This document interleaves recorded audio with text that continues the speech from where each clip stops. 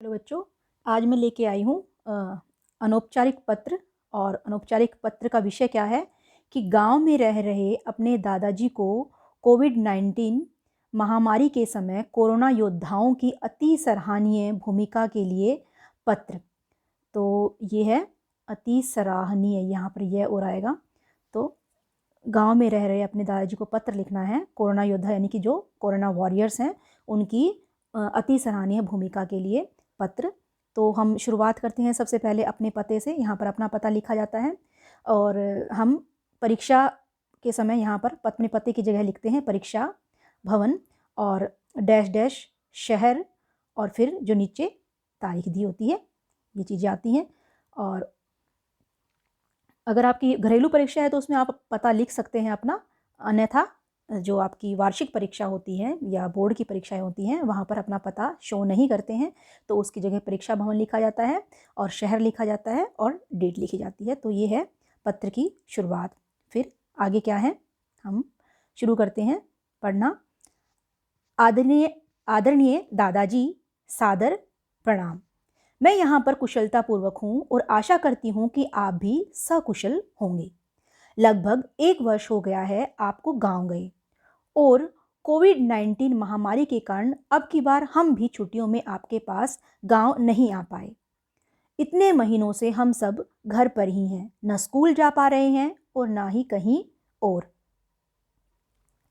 यहाँ तक कि खेलने के लिए पार्क में भी जाना नहीं हो पा रहा। शुरू शुरू में तो बहुत परेशानी हुई, लगा जैसे हमें कैद कर दिया गया हो।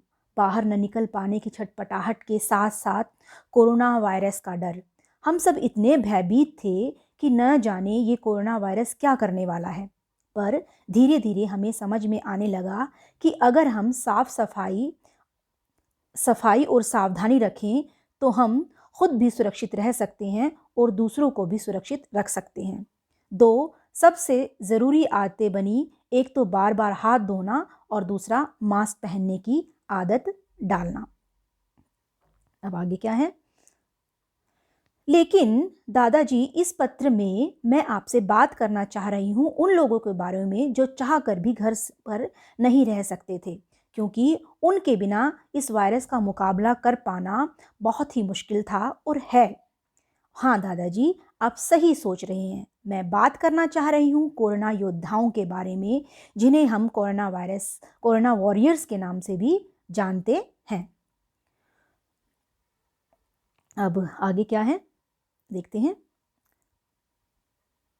कोरोना योद्धाओं में शामिल हैं डॉक्टर, नर्स, पुलिसकर्मी, होमगार्ड, आशा वर्कर, सफाई कर्मी, जिन्होंने दिन रात अपने कर्तव्य का पालन करने के लिए खुद को अपने परिवार से खुद को दूर रखा और मानवता की सेवा करना ही अपना एकमात्र लक्ष्य बना दिया। अब तक इन कोरोना योद्धाओं में और भी नाम जुड़ चुके हैं, जिनमें अध्यापकों के साथ साथ लगभग सभी विभागों के कर्मचारी शामिल हैं। इन वॉरियर्स ने कोरोना के बचाव, जागरूकता और इलाज को लेकर बहुत ही सराहनीय कार्य किया है। इन फ्रंट लाइन योद्धाओं के योगदान के कारण ही कोरोना वायरस के संक्रमण को नियंत्रित किया गया है, अन्यथा हालात और भी भयावह होते। दादाजी, आप घर के सामने रहने वाले रानी के मम्मी पापा को तो जानते ही हैं ना। रानी के पापा पुलिस में हैं और उसकी मम्मी एक नर्स है। उसके मम्मी पापा दोनों ही अपने अपने काम पर जाते हैं। इतने महीनों से रानी और उसका भाई रोहन अपने चाचा चाची के पास रह रहे हैं, क्योंकि उसके मम्मी पापा दिन रात ड्यूटी पर ही रहते हैं और घर आते हैं तो कोरोना संक्रमण के कारण वो रानी और रोहन को अपने साथ नहीं रख पाते। उसके मम्मी पापा दोनों ही एक एक बार तो कोरोना पॉजिटिव हो चुके हैं। रानी और रोहन दोनों ही दूर से अपने मम्मी पापा को जाते हुए देखते हैं और कई बार तो रोने भी लगते हैं। मुझे भी बहुत दुख होता है उन्हें ऐसे देखकर। फिर सोचती हूँ इस वक्त दुनिया में ऐसे कितने माता पिता होंगे जिन्हें न चाहकर भी अपने बच्चों से दूरियां बनानी पड़ रही होंगी। सच में ये बहुत ही मुश्किल वक्त है कोरोना वॉरियर्स और उनके बच्चों के लिए। सारी तरह की सावधानियां रखने के बावजूद बहुत से कोरोना वॉरियर्स संक्रमित हो जाते हैं और बहुत से योद्धाओं को इस जंग में अपनी जान तक गंवानी पड़ी है। उनके परिवार को और भी अधिक तकलीफ उठानी पड़ती है जब वे अंतिम बार उन्हें देख भी नहीं पाते। अब आगे,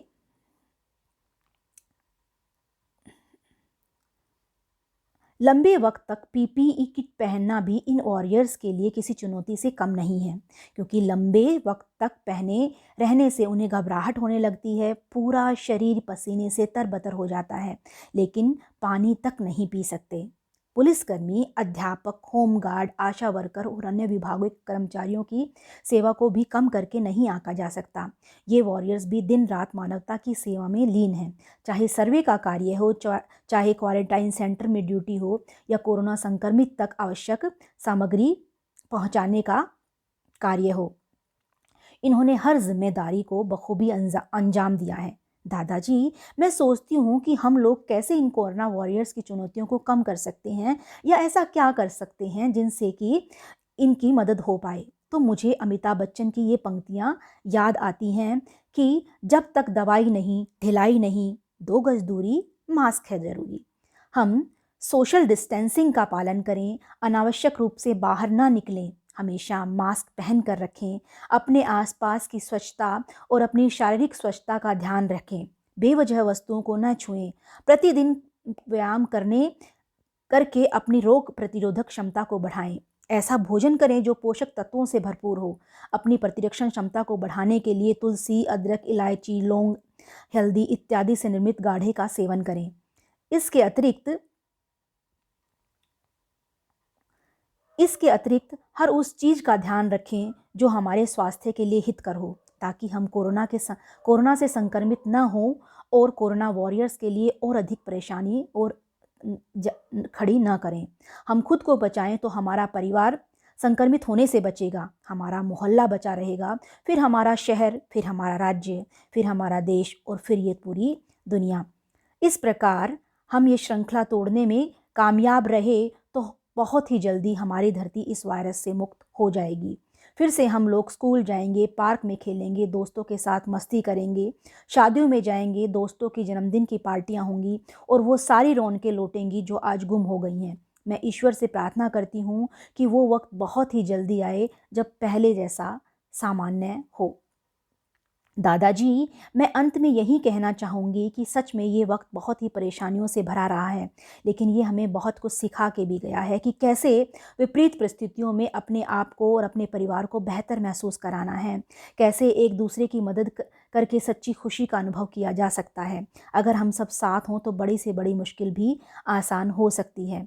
इन कोरोना वॉरियर्स के योगदान को हम कभी नहीं भूलेंगे। इनकी सजगता, इनका जज्बा, इनका सेवा भाव सदैव ही हमारे मन में इनके प्रति सम्मान और एहसान के भाव को जीवंत रखेगा।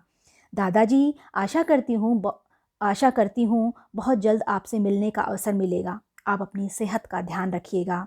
आपके पत्र की प्रतीक्षा में, आपकी लाडली। यहाँ पर आप अपना नाम लिख सकते हो और परीक्षा में अगर लिख रहे हो तो आप यहाँ पर क ख ग लिखोगे। तो ये था पत्र, और ये पत्र थोड़ा बड़ा है, लेकिन आपको अगर ये पत्र परीक्षा में थोड़ा बहुत घुमा फिरा कर देते हैं तो भी आपको बहुत अधिक मदद मिलेगी इस पत्र से। तो आप इसको एक बार फिर से पढ़ लीजिए। धन्यवाद।